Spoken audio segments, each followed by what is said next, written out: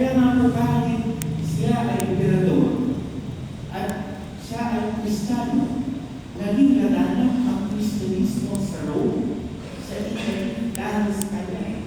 At ang kanyang ina si Santa Elena ay mahalaga sa kwento ng krus na banal dahil nung si Constantino ay naging emperador, pinahanap niya sa Calvary ang tunay na krus.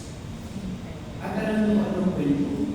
May nakita doon sa Calvary, tatlong krus. Ang tanong, anong kaya dito sa tatlong ito ang krus?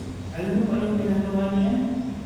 Kumuha siya ng isang pakain na tao at pinahiga doon sa mga krus.